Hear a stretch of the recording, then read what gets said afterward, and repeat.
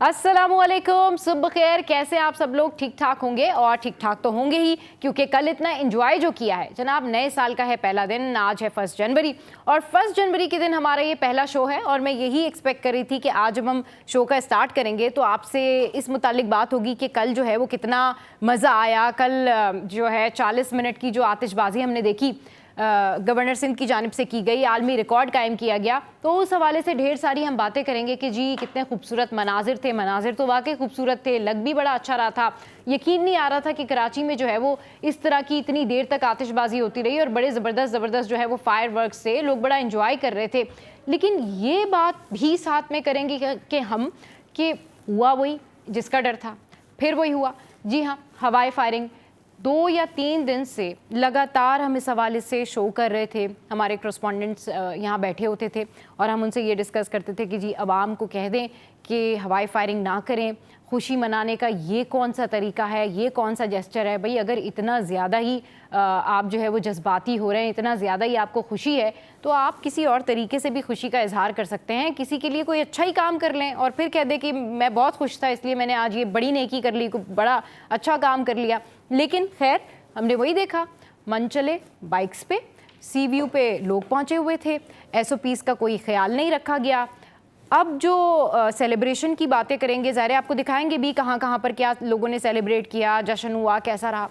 लेकिन इशू यही है कि बात वहीं घूम फिर के आ जाती है कि इतनी बातों का दफ़ा 144 नाफिज करने का क्या फ़ायदा हुआ? आपने हवाई फायरिंग की, आपकी वो गोली, अंधी गोली कहाँ गई, किसको लगी, आपको नहीं पता।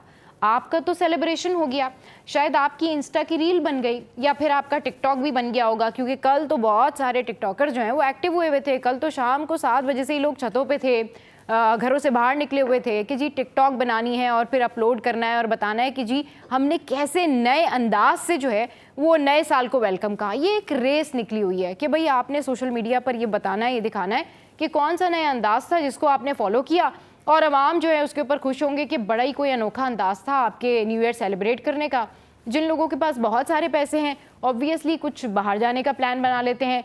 जिन लोगों को कुछ समझ नहीं आता वो कहते हैं कुछ डिफरेंट आइडिया ढूंढते हैं। बातें सारी वही होती हैं, बस आइडियाज़ इतने डिफ़िकल्ट, इतने डिफरेंट हो जाते हैं कि वो दूसरों के लिए मुसीबत बन जाते हैं। तो जिन लोगों ने टिकटॉक बनाने के लिए हवाई फायर किया हो गया, कुछ लोगों ने इंस्टा रील्स बनाने के लिए किया होगा, कुछ लोग आदतन हर साल उनका कोई ट्रेडिशन बन गया होगा कि उन्होंने हवाई फायरिंग करनी है। तो इस हवाई फायरिंग के नतीजे में अब जो खबर है जो मैं आपके साथ में शेयर कर रही हूँ वो ये है कि कितने घरों में आज सोग है, कितने लोग जो हैं वो परेशान हैं, हॉस्पिटल्स में बैठे हैं, कितने लोग जो है वो आज ज़ख्मी हैं, सिर्फ इस वजह से कि कल आप लोग खुशियां मना रहे थे, कल आप लोग हवाई फायरिंग कर रहे थे। तो जनाब ख़वातीन और बच्चे भी इनमें शामिल हैं जो ये मुतासिर हुए हैं इस हवाई फायरिंग से। इसमें ख़वातीन और बच्चे भी शामिल हैं और तकरीबन जो है वो 27 अफराद ज़ख्मी हैं। यानी आपकी जो खुशी थी, जो आप प्लान कर रहे होंगे पता नहीं कब से, वो उसके नतीजे में, उसके तनाजुर में 27 लोग ज़ख्मी हैं। और पता नहीं किसकी क्या हालत होगी, पता नहीं खुदा ना खास्ता कोई जानी नुकसान ना हुआ हो। जाहिर है माली नुकसान तो आपने कर ही दिया, नाहक परेशानी, इस वक्त लोग हॉस्पिटल में हैं, नाहक के जो है ना वो किसी के घर में गम। यानी लोग दुआएं करते हैं कि नया साल आए, मोहब्बतों से शुरू हो, नेकी से शुरू हो, अल्लाह के पैगाम से शुरू हो, अल्लाह के नाम से शुरू हो। वहाँ पर हमारी शुरुआत हुई है कि हमने नए साल में की पहली रात को ही कितने लोगों को ज़ख्मी कर दिया, जस्ट बिकॉज ऑफ दैट कि आपको खुशियाँ मनानी है। तो खुशी मनाने का ये कोई तरीका नहीं है। फिर नया साल आएगा और फिर शायद इस तरह की बातें हम करेंगे और फिर इसी तरह की खबरें सामने आएंगी। तो लोगों को ये सोचने की ज़रूरत है, सिविक सेंस रखने की ज़रूरत है कि आपकी वजह से कोई और परेशानी का शिकार ना हो। आपको इतना सोचना ज़रूर चाहिए कि आपकी वजह से कोई और परेशानी का शिकार ना हो जाए। अच्छा जनाब, अब क्योंकि ये इस तरह की खबरें जो हैं वो आपका सारा मूड, फ्लो, सारी चीज़ें जो है ना वो डिस्टर्ब कर देती हैं। अब आप कुछ भी बात कर रहे होते हैं, आपका ध्यान, दिमाग, अगर आप मतलब ह्यूमन बीइंग हैं तो थ्रू आउट वहीं जा रहा होता है कि अच्छा अब इससे निकल के पता नहीं क्या बात की जाए, लोगों के घरों में पता नहीं क्या हालात हैं, क्या मामलात हैं। लेकिन ऑब्वियसली लाइफ गोज़ ऑन, और हम हमारी पूरी टीम की जानिब से उन तमाम लोगों के साथ जो है वो बिल्कुल शरीक है उनके गम में कि उनके प्यारे जो हैं वो इस वक्त ज़ख्मी हैं। किसी को हर्ट हुआ, किसी को नुकसान हुआ, अब पता नहीं किसके क्या माली हालात होंगे, किसी के घर में क्या होगा क्या नहीं होगा, लेकिन अचानक क्यों ज़ख्मियों को हॉस्पिटल लेके जाना पड़ा है। तो इस हवाले से ज़रूर सोचना चाहिए कि आपकी जो खुशियाँ हैं वो किसी और के लिए गम में ना बदलें।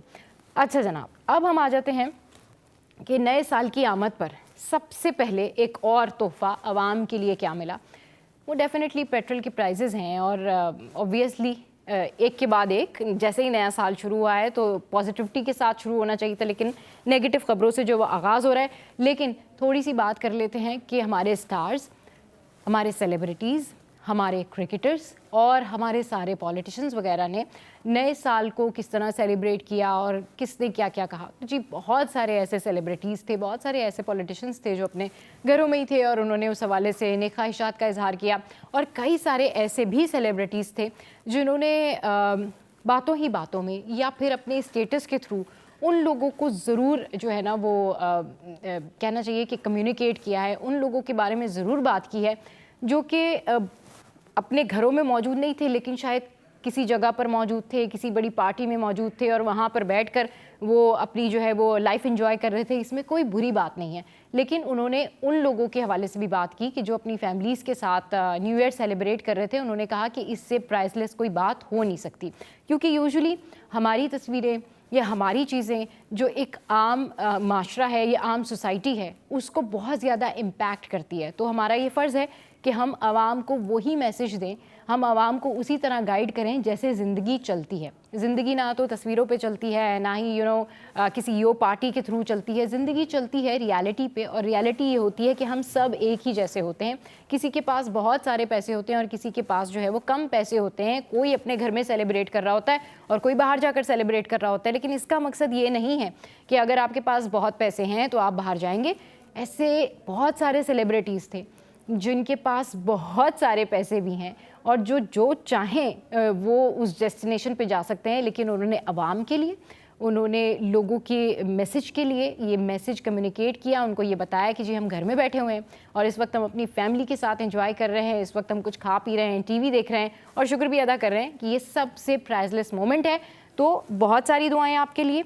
आप जहाँ भी सेलिब्रेट करें, जैसे भी सेलिब्रेट करें, जिसके साथ भी सेलिब्रेट करें, आपको ये सोचना चाहिए कि उससे कोई इफ़ेक्ट ना हो।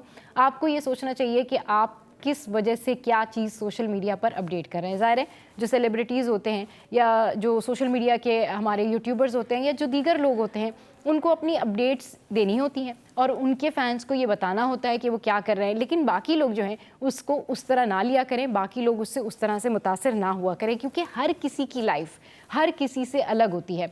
तो आप जहाँ हैं, जैसे रहते हैं, जैसे आपने एंजॉय किया, आप हमें कॉल करके भी बता सकते हैं और ये भी बता सकते हैं कि अब आज से इस नए साल से आप क्या करने जा रहे हैं। तो जनाब अब शो में आगे बढ़ेंगे और डेफिनेटली इस बारे में जानने की कोशिश करेंगे कि जितने लोग ज़ख्मी हुए हैं इनका ताल्लुक़ कहाँ से है, किस तरह से फायरिंग हुई, कौन लोग ये फायरिंग कर रहे थे। इस हवाले से अब मज़ीद क्या इक़दाम किए जाएंगे। नेक्स्ट हम बात करेंगे हसद, रश्क और नकल, इनमें फ़र्क कैसे करें। क्या जो लोग किसी की कॉपी करते हैं या नकल करते हैं वो लोग उनके जहनों पे सवार होते हैं या फिर वाकई उनको वो अंदर से बड़ा पसंद करते हैं इसलिए उनको कॉपी करते हैं लेकिन मुंह पे इजहार नहीं करते।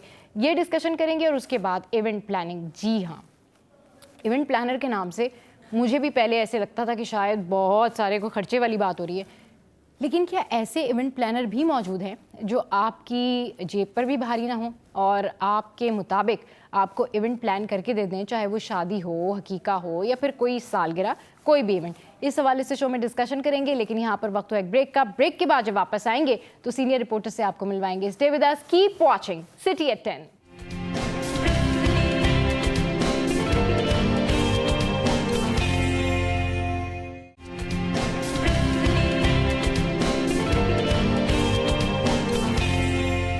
Welcome back. तो जनाब सीनियर रिपोर्टर्स ने हमें ज्वाइन किया है और अब हम आज ये जानने की कोशिश करेंगे कि कल रात जो कुछ भी हुआ SOPs के बरखिलाफ, ऐसा क्यों होता है, इसमें कौन लोग शामिल थे, किसने हवाई फायरिंग की, ये सारा कुछ। लेकिन अभी ये खबर मैंने डिस्कस करनी ही थी कि अचानक से ये खबर भी सामने आ गई कि जनाब ये लें एक और ख़बर कि 2025 की जो पहली डकैती है वो हम आपके साथ में शेयर करने जा रहे हैं। अभी साल का आगाज़ ही हुआ है और ये पहली डकैती हो गई है, तो ये तो हमारे शहर के हालात हैं।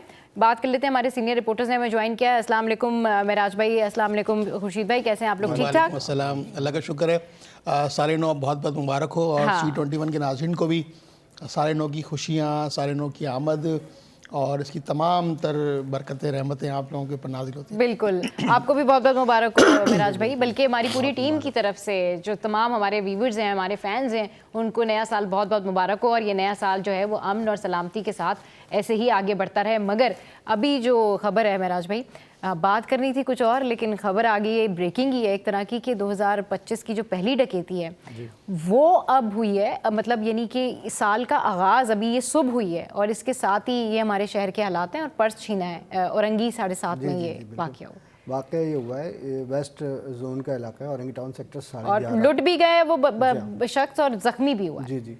तो एक शहरी था जिसको नामालूम मुसल्लह अफराद ने रोका मोटरसाइकिल पे जाते हुए। उससे जब उसने मज़ामत की तो उसको फायरिंग करके ज़ख्मी भी किया उन्होंने। उसका पर्स था, उसमें कुछ नकदी वगैरह थी, मोबाइल फ़ोन था उसका, मोटरसाइकिल थी, वो छीन कर मुलजमान फ़रार हो गए। तो पहली वारदात जो है वो डकैती की सामने आई है, और अल्लाह पाक रहम करे कि ज़ाहिर बात है ओपनिंग जो हमारे साल की है वो सुबह सवेरे ओपनिंग हुई है डकैती से जी। क्योंकि देखिए शहर में जो है लूटमार की वारदातें किसी तौर थमने में नहीं आ रही हैं। मैं आपको बताऊं कि अभी लास्ट तकरीबन 2 रोज़ पहले जो है वो पुलिस चीफ ने जो है प्रेस कॉन्फ्रेंस भी की थी, और उसमें बताया था कि 24% क्राइम जो है वो कम हुआ। सही, ठीक है ना। लेकिन मैं उनकी बात से इत्तेफाक नहीं करता, क्योंकि देखें ये वो रिपोर्टेड क्राइम है जिसको आप CPLC में भी रिपोर्ट कर देते हैं, थाने में रिपोर्ट कर देते हैं तो एक कागज़ पे आ जाता है। सही। लेकिन इस शहर में 25% लोग ऐसे हैं जो कि अपने साथ होने वाली वारदात की रिपोर्ट दर्ज ही नहीं कराते। सही। उनकी मायूसी का ये आलम है कि वो, उनको पता है कि अगर मैं पुलिस के पास जाऊंगा तो सबसे पहले तो वो मुझे परेशान करेंगे। हाँ। ठीक है ना, डिले प्रैक्टिस उनकी होती है, बहुत सारे मसाइल होते हैं। फिर वो कहता है कि मुझे रिकवरी तो होनी नहीं है, मतलब उसके दिल में ये चीज़ है ही नहीं दिमाग में कि रिकवरी होगी। रिकवरी सारी दुनिया में ही होता है ना कि पुलिस के पास जाते हैं रिकवरी के लिए जाते हैं कि जी ये मेरे साथ हुआ है, हाँ। तो मेरा सामान मुझे वापस मिल जाएगा। भाई डर इतना लगता है, अगर आप जा रहे हैं, आपके साथ कोई हादसा हो गया, आप कंप्लेन करवाने जा रहे हैं, तो आपको लगता है लो वो तो आप ही को कसूरवार समझेंगे, वो कहेंगे अच्छा जी आप जो है वो तो ज़रा आप यहाँ बैठे हैं, आप ज़रा बात करें। मतलब हमारा जो पुलिस का डिपार्टमेंट है उसकी क्या परसेप्शन है, लोग इतना डरते हैं। मतलब हर कोई, यानी कोई आम बंदा हो, कोई ख़ास बंदा हो, जो भी हो, हर कोई डरता है कि भाई हम नहीं जा रहे, कंप्लेन ही नहीं करवा रहे, रहने दो भाई। अच्छा, इसमें देखें पुलिस की जानिब से कुछ काम भी किए गए इस साल में। IG सिंध गुलाम नबी मेमन ने एक ऑर्डर जारी किया था इसी साल में, और उसमें उन्होंने ये कहा था कि जितने भी थाने हैं कराची में, उसमें जो ड्यूटी अफसरान है जिनसे आप सबसे पहले जाके मिलते हैं, सही, अगर कोई वाक़या हो जाता है या कोई मामला हो जाता है तो आप जाते हैं थाने में, सबसे पहले ड्यूटी अफसर से आपकी मुलाकात होती है। तो वो खुश अखलाक ड्यूटी अफसरान की तैनाती का उन्होंने ऑर्डर किया था। तो थानों में बेहतरी तो आई है, मतलब कि वो कुछ पढ़े लिखे लोग उन्होंने बिठाए हैं पुलिस वाले, जो कि तसल्ली भी देते हैं आने वाले को और उसका काम भी करते हैं। सही। लेकिन ये कि हमारे परसेप्शन ये बना हुआ है पुलिस का कि भाई थाने जाएंगे तो वहाँ परेशान ही होना है। अच्छा, यही सोचकर वो 25% लोग जो है थाने में रिपोर्ट नहीं करते। मोबाइल फ़ोन छिन गया, चोरी हो गया, उन्होंने क्या किया जी, सिम ब्लॉक करवाई अपनी, दूसरे दिन जाके दूसरा मोबाइल फ़ोन लिया, उसमें सिम डाली, और मतलब उसको ऐसे ही उन्होंने अपने नुकसान को बर्दाश्त कर लिया, कर लिया। तो अब बात ये कि वारदातें 72,000 से ज़ायद वारदातें थी इस पूरे साल में, पूरे साल। जी हाँ जी, हमारा साल 2024 जो ये डकैती और ये चोरी, डकैती, लूटमार, चोरी की, इसमें मोबाइल फोन्स की स्नैचिंग भी थी, मोटरसाइकिल की थी, कारों की स्नैचिंग थी, जिस पे पुलिस डिपार्टमेंट की जानिब से कहा जा रहा था पिछले साल की बनिस्बत कम है। ये बात ठीक थी उनकी? जी हाँ, पेपर पर तो है ये, क्योंकि CPLC के चीफ भी साथ थे उनकी प्रेस कॉन्फ्रेंस में, तो उनका भी यही कहना था और पुलिस चीफ का भी यही कहना था। इस एक पेज पर थे वो दोनों। लेकिन मैंने आपको बताया कि 25% वारदातें ऐसी हैं इस शहर में, कराची में, जो कि रिपोर्ट नहीं होती। तो वो जो अनरिपोर्टेड जो वारदातें हैं ना, जो क्राइम है, तो अगर उसको आप शामिल करते हैं तो कोई कमी नहीं आई। ये लूट मार की वारदातें वैसे की वैसे ही चल रही हैं। और दूसरा ये कि शहर में आपको पता है कि 2-4 रोज से कुछ धरनों का सिलसिला चल रहा है, कुछ डिस्टर्बेंस थी, तो हमने देखा कि वारदातों में कुछ कमी आई थी, क्योंकि पुलिस सड़कों पर थी। सही। पुलिस का सड़कों पर होना जो है ना, वो उससे बहुत फर्क पड़ता है। अगर आपकी नफरी घूम रही है सड़कों पर और छोटी गलियों में आगे पीछे घूम रहे हैं ना, तो डाकू फिर भी डरते रहते हैं। लेकिन हमारा मसला ये है कि आम दिनों में जो है पुलिस रात के बाद जो है आपको कहीं नहीं मिलती है। आप रात में शहर में सफ़र करके देख लीजिए। सही, बिल्कुल। और अभी ये जो न्यू ईयर नाइट गुजरी है, इसके हवाले से हम कुछ बात करते हैं कि खुर्शीद भाई, यही एसओपी थी, हम अपने शो से भी यही बात कर रहे थे कि भाई आप हवाई फायर ना करें या कोई भी ऐसी एक्टिविटी परफॉर्म ना करें जिससे ये प्रॉब्लम क्रिएट हो कि कोई और किसी और के घर में प्रॉब्लम हो, कोई और हर्ट हो जाए आपकी वजह से। मगर वही हुआ।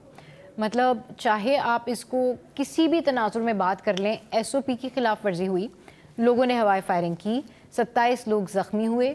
अब ये ज़ख्मी जो लोग हैं, ऑब्वियसली ये इनमें कुछ कॉलेज जाने वाले लोग भी हो सकते हैं, कुछ ऐसे भी होंगे जिन्होंने सुबह कोर्ट के दफ्तर जाना होगा, कुछ ऐसे भी होंगे जिनके शायद माली मामलात इतने स्ट्रॉन्ग नहीं होंगे, लेकिन वो नाहक किसी की खुशी की वजह से, किसी की अपनी मनमानी की वजह से प्रॉब्लम का शिकार हुए।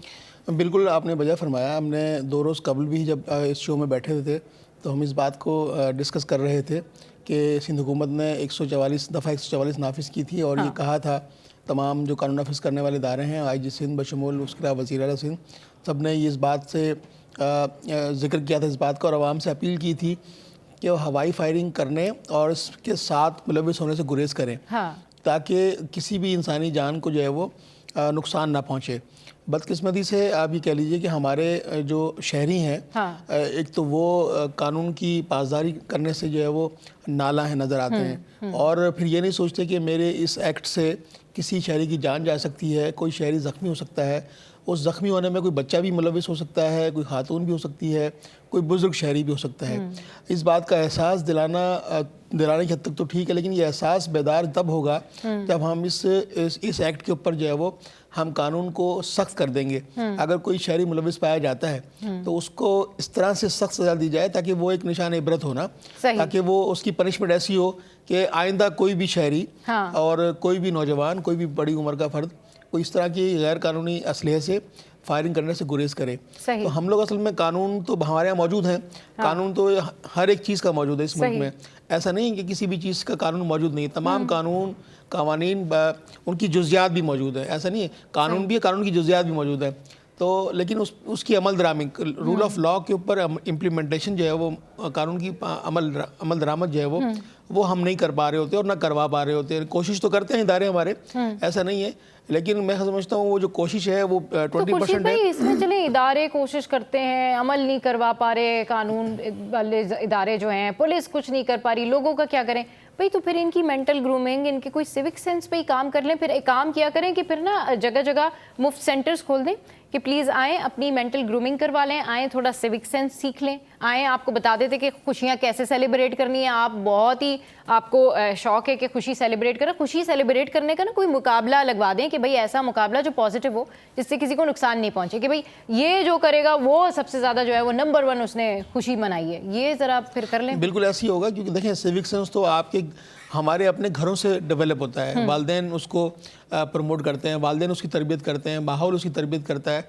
लेकिन जो सरकारी सतह है वो तो दूसरे काम नहीं कर पा रहे, तो ये सिविक सेंस कहाँ से डेवलप कर पाएंगे? बस वो एक नोटिफिकेशन जारी करते हैं। अरसा दराज से जा रहे हम सब ये देखते हुए आ रहे हैं कि न्यू ईयर नाइट पे और जो जश्न आज़ादी का मौका होता है उस पर भी जो लोग इस तरह की हवाई फायरिंग करते हैं। तो हम ये अरसा दराज से सारा मामला देख रहे हैं, लेकिन इसके ऊपर अमल दरामद नहीं हो रहा। ये जो तरबियत का मामला है, ये जो अवेयरनेस का मामला है, ये हमें अपने घर से शुरू करना होगा। और घर के अलावा जो आपके पड़ोसी हैं, आपका महल्ला है, वहाँ हमें बहैसियत पाकिस्तानी, बहैसियत मुसलमान, और हमें ये जिम्मेदारी खुद ऑन करनी होगी कि देखें सरकारी सतह पर तो इस बात को ममनू करार दिया गया है। हमें अब ये बहैसियत खुद पाकिस्तानी शहरी और एक सीनियर सिटीज़न के होते हुए तो हमें ये जिम्मेदारी लेनी होगी, खुद को इस मुल्क का शहरी ऑन करना होगा कि हाँ, इस मुल्क में हमने रूल ऑफ लॉ की पासदारी करनी है। और कोई हमारे किसी अमल से, चाहे वो फायरिंग का अमल हो, चाहे वो पाइपलाइन के काटने के बाद अपनी घर में लाइन डालने का मामला हो, कि किसी के शहरी के हुकूक गज़ब नहीं करने। और ये तभी डेवलप होगा, देखें सबा साहिबा, जब हमारी सरकारी सतह पर हमारे हुकूक हमें पूरे दिए जाएंगे। अब लोगों ने ये समझ लिया है कि सरकारी सतह पे तो हमें ना पानी दिया जाता है। अब हम अगर अपनी ताल्लुकात की बुनियाद पे लाइन अपनी तरफ ले आते हैं, वही लाइन सरकारी सतह पर लाने के लिए 2 महीने दरकार होंगे। सही। और अगर इलीगल वे में जाएंगे तो वो 2 घंटे में लाइन डल जाएगी। तो हर शख्स को, हर इदारे को उस इस मुल्क के जो कानून है उसके ऊपर मैं समझता हूँ अपने आप को उसमें ढालने की ज़रूरत है। उस कैविटी में आना पड़ेगा। जो भी जहाँ तक हम सिविक सेंस की बात करते हैं ना, तो भाई सिविक सेंस पे तो अगर खुद से आप नहीं सीख सकते, घर वाले आपको नहीं सिखा सकते, कोई भी नहीं आपको सिखा पा रहा, तो अब कोचिंग सेंटर जो है ना वो सिविक सेंस के कोचिंग सेंटर खोल देने चाहिए। मौसम का हाल जानते हैं और देखते हैं कि आज जो है वो दिन भर मौसम कैसा रहेगा। अच्छा जनाब, ये है 11 बजे 21 सेंटीग्रेड, फिर 12 बजे 22 सेंटीग्रेड, 1 बजे 24 सेंटीग्रेड और 2 बजे फिर 25 सेंटीग्रेड रहेगा। तो ये है आज के मौसम का हाल जो कि हमने आपके साथ में शेयर किया। और जनाब बात हो रही है सिविक सेंस की, बात हो रही है ह्यूमैनिटी की, इस पर मजीद भी डिस्कशन करेंगे। और एक और बहुत अच्छी स्टोरी, टॉप स्टोरी है आज की हमारे शो की, जो कि आपके साथ में शेयर करेंगे, और यह है शादी हॉल्स में चोरियों का मामला। वापस आएंगे, stay with us, keep watching city at 10।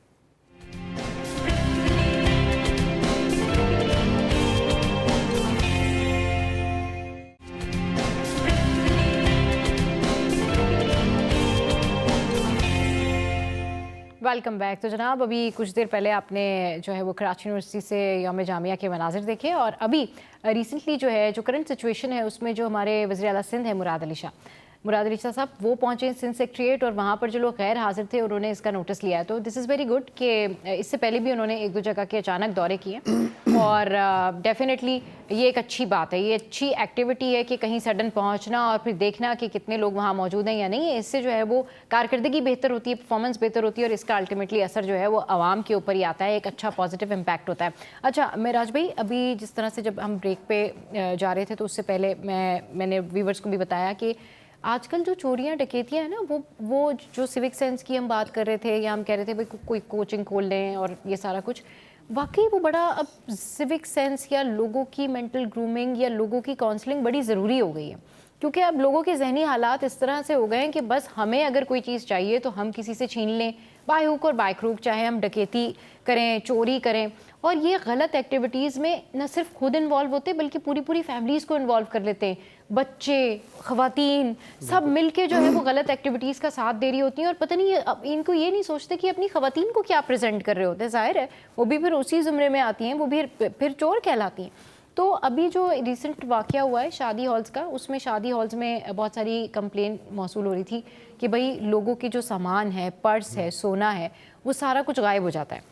तो वहाँ पर जब कंप्लेन हुई तो पुलिस की जानिब से इक़दाम किए गए, CCTV कैमरे लगाए, तो उसमें ये पता चला कि जो पूरा का पूरा ख़ानदान जो है वो इन्वॉल्व था, और वो मुनज़्ज़म तरीके से जो है वो चोरी करते थे। उसकी खबर का ज़रा पूरा बैकग्राउंड थोड़ा बताएं, और इस हवाले से बताएं कि इस तरह के वाक़यात पै दर पे सामने आना। देखिए शादी हॉल्स में चोरी के वाक़यात जो है वाकई बहुत ज़्यादा बढ़ गए हैं। अच्छा वो भी रिपोर्ट नहीं होते। हाँ, मैंने पहले आपको बताया ना कि रिपोर्टेड क्राइम और अनरिपोर्टेड क्राइम में बड़ा फ़र्क होता है। हाँ। तो अगर आपका कोई एक आध बाली या कोई चीज़ गायब हो गई है, कोई रिस्लेट गायब हो जाए, हार गायब हो जाए, हाँ, अच्छा कुछ भी, उसमें लोग ये होता है कि शादी की तकरीब में गए थे भाई, 500 लोग थे, अब किस पर इल्ज़ाम लगाएं किस पर ना लगाएं, इस मामले में वो चीज़ें दब जाती हैं। लेकिन इन मामलात में इजाफा हुआ, और उसके बाद इस खबर ने सबको चौंका दिया। जब शार नूरजहां पुलिस ने कार्रवाई की, आपको पता है कि सखी हसन के अतराफ़ में बहुत सारे बैंक्वेट्स और शादी हॉल हैं, तो ये वहीं थाना भी शार नूरजहां लगता है उसमें। तो शार नूरजहां पुलिस को भी मुख्तलिफ शिकायत तो मौसूल हो रही थी, FIR दर्ज नहीं करवा रहे थे लोग, लेकिन शिकायत तो आती थी, दरख्वास्त दे दी आ रही है कि भाई मेरा मोबाइल जो है वो गायब हो गया, मैं शादी में गया था और मेरे सोने की बालियां गायब हो गई, या कोई इमिटेशन ज्वेलरी गायब हो गई, तो इस तरह के पैसे गायब हो गए, पर्स गायब हो गया। तो जब ये सब चीज़ें चल रही थी तो इस पर उन्होंने सोचा कि भाई काम किया जाए। उन्होंने CCTV की कैमराज जो लगे हुए शादी हॉल्स के बाहर, फिर उनकी सर्चिंग शुरू की इन्होंने। अच्छा, उससे उनको एक शख्स जो है वो नज़र आया मोटरसाइकिल पर, जो कि किसी शादी हॉल के बाहर था, और फिर वही शख्स मुख्तलिफ वक्तों में जो है वो बहुत सारे शादी हॉल के बाहर नजर आया। फिर उसमें CCTV में ये भी नजर आया कि खातून आती हैं हॉल से बाहर, वो बैठती हैं बाइक पर और फिर वो चले जाते हैं। सही। अच्छा, फिर उन्होंने इस पर काम शुरू किया, वर्क शुरू किया, तो उसमें 2 लोग इन्होंने गिरफ्तार किए। एक इसमें मुलजिम है और एक उसकी वाइफ है, दोनों मियाँ बीवी हैं, न्यू कराची के रिहायशी हैं। और उनको जब गिरफ्तार किया गया तो उनके पास से बहुत सारे पर्स भी मिले हैं। ठीक है। अच्छा, ये दोनों मियाँ बीवी जो है, पुलिस का जो कहना है कि दोनों मियाँ बीवी जो है तैयार होकर रोज़ाना रात को निकलते थे, ख़ास तौर पे शादियों की सीज़न में। सही। और किसी भी बैंक्वेट में या शादी हॉल में चले जाते थे। अब जाहिर सी बात है, अब तैयार हुए हैं, हर कोई थोड़ी पूछ रहा है किसके मेहमान है और क्या और ये है। फिर वही नहीं पता बात हो जाती है चलता। ना कि लड़के वाले ये समझते होंगे कि वो लड़की वालों की तरफ से हैं और लड़की वाले ये समझते बिल्कुल, होंगे कि वो ऐसे ही, लड़के वालों की तरफ ऐसे से। ही। अब आप किसी मेहमान को एब्रप्टली जो है वो बोल भी नहीं सकते, नहीं हाँ, पूछ सकते, बुरा सही, लगता है। हाँ। तो इसका उन्होंने भरपूर फ़ायदा उठाया। अब उनसे जो उनकी वारदातें मालूम हुई हैं, तो वो तो काफ़ी टाइम से ये वारदातें कर रहे थे और उनके पास से काफ़ी चीज़ें बरामद भी हुई हैं। हाँ। तो दो मियाँ बीवी का इस तरह से वारदात करना और चोरियां करना, उस चोरी से, अब इसका मामला अगर हम ये कहें कि जी बेरोजगारी और महंगाई है, तो मेरे ख्याल में ये नहीं, ये वो बात सोना नहीं भी है। कहते हैं, सोना भी चोरी करते दुनिया थे। में देखिए, हमारे पूरे कराची में या पाकिस्तान में ले लें, महंगाई और बेरोजगारी बहुत ज़्यादा बढ़ी हुई है, लेकिन इसका मतलब ये नहीं है कि चोरियां या डकैतियां शुरू कर दी जाएं। डकैतियां शुरू ठीक है करें, ना। सही। तो अब इन दोनों को गिरफ्तार किया, इनसे मजीद तफ्तीश की जा रही है, लेकिन ये इंकशाफ बड़ा हौलनाक था कि अब आप लोग शादियों में भी महफूज नहीं है। बैंक्वेट के जब दरवाजे बंद हो गए तो आप ये ना फील करें कि जी हम तो अंदर आ गए और सेफ़ हैं, तो सेफ़ नहीं है। और अब बात यह है कि उसमें अवेयरनेस ये है कि पुलिस की जानिब से भी कहा गया है कि भाई ख़वातीन ख़ास तौर पर वो जो उनका सामान है या उनके बैग्स हैं, उनके जाहिर सी बात है बैग के अंदर उनका मोबाइल फ़ोन भी होता है, हाँ, या छोटी बड़ी और ज्वेलरी भी आप रख लेते हैं, और कुछ कुछ लोग पैसे गोल्ड की भी जाहिर ज्वेलरी सी भी बात रख जिसमें लेते हैं। होते हैं। मेकअप का सामान वो तो मतलब देखिए पर्स उठा के ले गई खातून, ठीक है, वो खातून लेके गई, बाहर बाइक पे बैठी चली गई। अब उसमें जिस खातून का भी सामान था वो तो सारा उसमें चला जाता है। सही। तो उनके पास से काफ़ी खाली बैग्स भी मिले, जो कि उन्होंने मुख्तलिफ शादी की तकरीबात में से जो है चोरी किए थे, सही। और उनका सामान निकाल के फरोख्त कर देते थे। फरोख्त करने के बाद उससे जो रकम आती थी वो इस्तेमाल करते थे। अब ये गिरफ्तार हुआ, अब ये देखना ये है कि इसमें मजीद और कितने लोग मुलविस हैं, और हो सकता है कि पीछे पूरी चेन हो, बिल्कुल, पूरा ग्रो ऐसा ही हो, है, पता नहीं कहाँ ऐसा ही। कहाँ पर इनके जो है वो जिस तरह से होता है ना कि ये गदागर माफिया जो होता है, इस तरह से हो सकता है कि चोरी माफिया इस तरह पूरा सर्कुलेट जो है वो इस पर करता अभी हो। तफ्तीश चल रही है। तफ्तीश में सामने आएगा कि मजीद इनके साथ कोई लोग हैं या नहीं, क्योंकि अक्सर हमने ये भी देखा कि इस तरह की जो चोरी की वारदातें हैं ना, ये इसमें कहीं कहीं ग्रुप होते हैं और कहीं कहीं इंडिविजुअल भी कर रहे होते हैं, हाँ, हाँ। बड़े ग्रुप्स नहीं होते, एक दो लोग मिलकर ये कार्रवाई कर रहे होते हैं। अच्छा, ये ऐसी कार्रवाई है कि इसमें पकड़ का मामला ज़रा कम है, हाँ, क्योंकि वो इतने टाइम से कर रहे थे, उनको नहीं पता था कि सीसीटीवी से कोई तफ्तीश करेगा या कोई मामला होगा तो हम पकड़े जाएंगे। वो तो इस तरह जाते रहते, पहले भाई तैयार होना, घर से निकलना, हाँ, ठीक पूरा है? मतलब और पूरा उसके मुनज़्ज़म बाद आके तैयार होके लजीज और पूरा रेडी होना, फिर मसालेदार खाने, शादियों में जाना और लोगों को इस तरह से धोखा देना, फिर लोगों के रिश्तेदार बन जाना, यू नो, भाई ये देखे ना भाई, ये वो घर से एक पहले पूरा- तैयार होके निकले, हाँ। एंजॉय किया पूरा हाँ। उन्होंने, शादी की तकरीब में शिरकत की उन्होंने, वो एंट्री वेंट्री ये सब देखी, सब कुछ सुकून किया, से। यानी- उसके बाद अच्छे से मुरगन खाने उन्होंने खाए, पेट भर के, पेप्सी भी पी, ठीक है ना, कोल्ड ड्रिंक शोल्ड ड्रिंक पी के अब बिल्कुल रेडी हो गए। अब जिस वक्त, अच्छा ये सारी वारदातें खास तौर पे ये जो एंट्री का टाइम होता है जिसमें लाइट्स वगैरह ऑफ होती हैं, उस वक्त होती हैं। एक जो रुखसती का टाइम होता है, हाँ, रुखसती उस का टाइम पे टाइम, लोग सही, जो है ना चोरियां, हाँ। सबकी तवज्जो का मरकज दूल्हा दुल्हन होते हैं, सही, ठीक है। और फिर वो एंट्री के वक्त आपने बताया कि लाइट्स ऑफ होती है, लाइट्स ऑफ हो जाती हैं और वो स्पॉटलाइट दे रहे हो। ये वो टाइम होता है जिसमें कि चोरी की वारदात होना आसान होता है। हाँ, तो अब लोग खुद एहतियात करें इसमें कि भाई अपना कीमती सामान जो है उसकी चले जी, खुद ठीक है, हिफाजत लोग दूसरा अपने इसमें एक सामान और की चीज़ खुद इसमें ऐड ऑन एहतियात कर करें, लें हाँ, बिल्कुल, कि जिसकी भी शादी हो, चाहे वो लड़की की हो या लड़के की हो, जब दावतनामा आप किसी को भेजें तो उसके ऊपर सीरियल नंबर लिख दें कि भाई ये सीरियल नंबर इस कार्ड का है, और उस पर लिख दे नीचे सिक्योरिटी खदशात की बुनियाद पे आप ये कार्ड जो है वो शादी हाल में लेकर आए। लेकिन खुर्शीद भाई, अगर इस तरह के दावतनामे भेजे के कार्ड के ऊपर फिर और फिर जब वो आए सीरियल तो नंबर लिखे, ये लोग भी बुरा मानेंगे लोग। बुरा मानेंगे, खानदान वाले बुरा मानते कि जी आप कार्ड के ऊपर इस तरह से नहीं, लिखवा आप रहे ये नीचे लिख देना सिक्योरिटी खदशात की बुनियाद पे। Security नहीं, वो अब कहेंगे, बात आप में- कौन से प्राइम मिनिस्टर हो? हाँ, वही ना, तो आप इसलिए, और आप गेट पे बिठा दें बंदा और वो चेक करते बंदा चला जाए। हाँ, लेकिन जो हालात, बहुत इन शुक्रिया, हालात हाँ, की तनाजुर बहुत में। शुक्रिया खुर्शीद भाई, बहुत शुक्रिया बैराज भाई, लेकिन जो हालात जो हैं जिस तरफ जा रहे हैं, तो मुझे ऐसा लगता है कि आइंदा जो अब कार्ड प्रिंट होंगे या लोग इनविटेशन देंगे ना, उसमें वाकई सीरियल नंबर होगा कि जो भी गेस्ट आएगा वो अपना सीरियल नंबर बताएगा और उसके बाद फिर वो है शादी और बैंक्वेट्स में अंदर जाने की इजाज़त मिलेगी। ऐसे जनाब, माल का हाल जान लेते हैं, हियर वी गो नाउ। अच्छा, ये है ऑस्ट्रेलियन डॉलर 177, कैनेडियन डॉलर है 197, इसके अलावा जो है वो यूरो फ्रैंक है 290 और फिर कोईती दिनार है 906। And then we have UK pound 350, then फिर ये सऊदी रियाल है 74, फिर उसके बाद जो है वो स्विस फ्रैंक है ये 311 और उसके बाद जो है वो यूएस डॉलर 279। तो जनाब, ये तो था आज के माल का हाल। यहाँ वक्त एक ब्रेक का। ब्रेक के बाद जब वापस आएंगे तो हम बात करेंगे हसद, रश्क, जलन, इनमें कैसे फ़र्क करें और ये किन लोगों में होता है और क्या लोग एहसास कमतरी का शिकार होते हैं, या फिर वो खुद जो है वो अपने आप को उतना बेहतर नहीं समझते इसलिए लोगों से चलते हैं? इस हवाले से बात करेंगे। और उससे पहले आपको जो है वो एक गिटारिस्ट से और एक सिंगर से भी मिलवाएंगे, तो आपने कहीं नहीं जाना। Abdullah, welcome to the show, wish you very happy new year. कैसे हैं आप? जी मैं बिल्कुल ठीक। अच्छा जनाब। अब्दुल्ला, इतनी अच्छी आवाज़ है आपकी और बड़ी अच्छी सिंगिंग करते हैं आप, ये बताएं आपने सिंगिंग कब से स्टार्ट की? मैंने सिंगिंग 2019 से स्टार्ट करी थी। हाँ। सबसे पहले मैं रेडियो पाकिस्तान गया था, अच्छा। वहाँ से फिर मेरी शुरुआत हुई, फिर मैं बाकी चैनल्स पे, फिर अभी यहाँ। सही। अच्छा अब्दुल्ला, आप रेडियो पाकिस्तान पे आपने सबसे पहले रेडियो पाकिस्तान से स्टार्ट लिया था? जी। फिर आप मतलब आपको शौक़ था, आपको बचपन से शौक़ था? जी मुझे बचपन से ही शौक़ था, और मैंने जो अपनी शुरुआत करी थी ना, तो हाँ। मैं आपको बताऊं, वो मैंने सबसे पहले रेडियो अरे पाकिस्तान वाह, में ये नात तो बड़ी पढ़ी थी। अच्छी बात है। हाँ हाँ। अच्छा। उसके बाद से फिर आर्ट्स काउंसिल वगैरह वगैरह यहाँ पर, फिर गिटार सीखा मैंने, क्योंकि मुझे इसका बहुत शौक था, तो फिर मैंने गिटार सीखा। सही। अच्छा, गिटार जब मतलब सिंगिंग का शौक था, फिर आपने नाच से जो स्टार्ट किया, फिर उसके बाद आप रेडियो पाकिस्तान गए, देन आपने गिटार सीखा, तो फिर ये कैसे डिसाइड किया? क्योंकि यूजुअली होते हैं ना कि लोग कहते हैं हम गा तो सकते हैं लेकिन गिटार भी साथ बजाना, क्योंकि फोकस आपका आउट होता है ना, ज़रा मुश्किल होता है। ये कैसे आपने मैनेज किया? वो सिर्फ आपको शुरू में होती है मुश्किल, क्योंकि हाँ। शुरू में हर काम मुश्किल ही होता है। हाँ। उसके बाद जब सीख ले तो प्रैक्टिस हो जाती है। हाँ बिल्कुल। नहीं, अब अब्दुल्ला की आवाज़ जो है वो बड़ी ज़बरदस्त। अब्दुल्ला ने ब्रेक में भी हमें बड़े सारे जो है वो गाने सुनाए हैं, और वैसे भी जो है अब्दुल्ला बहुत अच्छा गा रहे हैं। अच्छा अब्दुल्ला, ये बताएं कि आप जब ज़ाहिर है आप अच्छा गाते हैं, अच्छा परफॉर्म करते हैं, तो लोग आपको अप्रोच करते हैं, लोग तारीफ़ें करते हैं आपकी, कौन से गानों की ज़्यादा फरमाइशें आती हैं कि अब्दुल्ला ये वाला गाना आपने गाना है? सैयां हाँ। और ये तूने क्या किया।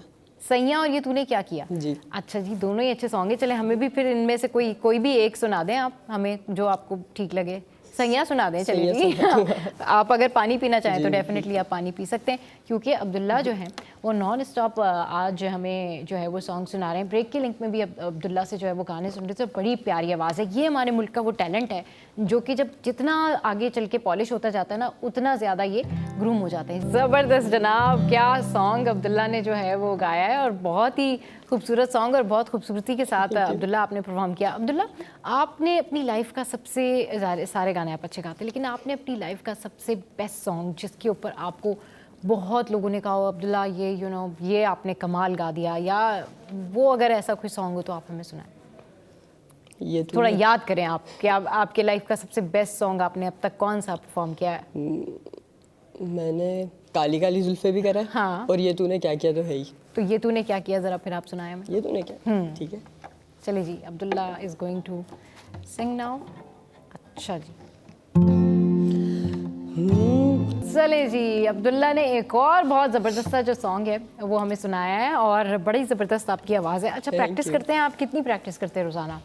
प्रैक्टिस तो मैं करता हूँ, लेकिन ज़्यादा नहीं कर पाता। अच्छा, ज़्यादा नहीं कर पाते, ज़ाहिर है आपका टाइम शेड्यूल एंड ऑल। तो आप अभी कहीं इसके ऊपर प्रॉपर कोई काम कर रहे हैं, कोई वीडियो, कोई सॉन्ग आपका बनाने का इरादा है कि अपना कोई सॉन्ग जो है वो आपने गाना है? जी इरादा तो है, लेकिन वो सब अभी मैं मैट्रिक के बाद करूँगा। अच्छा, अब जब आप मैट्रिक कर लेंगे फिर उसके बाद करेंगे। चलें, this is very good. Abdullah, बस हम चाहेंगे कि जाते जाते वो आप हमें एक और कोई अच्छा सा जो है वो सॉन्ग सुना दें। कौन सा सॉन्ग सुनाने लगे? आप बता दें अगर आपको कोई। भाई मेरे तो बहुत सारे फेवरेट सॉन्ग्स हैं। आपका जो दिल करे आप वो सॉन्ग सुना दें। Welcome back. तो जनाब, आज हमारे साथ हमारे शो पे इस वक्त हमें ज्वाइन किया है वकार भाई ने, जो कि एडवोकेट हैं, और दूसरा हमें इकरा ने ज्वाइन किया है। और हमारे शो पे ये किसी तारुफ की मोहताज नहीं है। इकरा, आप दोनों को बहुत बहुत सारा वेलकम, नए साल की बहुत बहुत मुबारकबाद। वकार भाई, कैसे आपने सेलिब्रेट किया न्यू ईयर? हमने न्यू ईयर अपनी हमारी जो 9 मुंतखब कैबिनेट थी, हाँ। उनके साथ रात को हमारा इशाइया था, इसलिए हम मद्दू थे, तो वहाँ पर हमने वहीं से जो ना चले वहीं सेलिब्रेशन, फैमिली के साथ गुजारने का टाइम नहीं मिला। और इकरा आपने? हम आज कोशिश करेंगे कि जा सकें कहीं। अच्छा। बेटी के साथ और उनको लेके जाएं। हाँ। तो बाकी तो कल फैमिली के साथ ही है। चले जी, यानी कि आज आप जो है वो प्लान कर रहे हैं कि आज आप फर्स्ट डे, हाँ वैसे ये भी बहुत, this is very good idea कि आप 1 जनवरी को भी शाम में कहीं जा सकते हैं। अच्छा जनाब, हम लोग बात करने लगे हैं आज हसद, जलन और ये कुड़ना या इनसिक्योरिटीज़ या फिर ये नकल करना, इनके अंदर सबसे पहले फ़र्क कैसे करें? पता कैसे चलेगा कि भाई कोई हसद कर रहा है आपसे, पता कैसे चलेगा कि कोई आपकी नकल कर रहा है? चले नकल तो फिर आपको पता लग जाती है कि अच्छा ये तो मैंने किया था, ये वो भी यही कर रहे हैं। अच्छा, लेकिन जो नकल करने वाले लोग हैं वो आपसे एक्चुअली इम्प्रेस होते हैं, वो आपको अंदर से पसंद करते हैं लेकिन बाहर से बताते नहीं हैं। ये ज़रा थोड़ा सा जो है ना डिफाइन करें।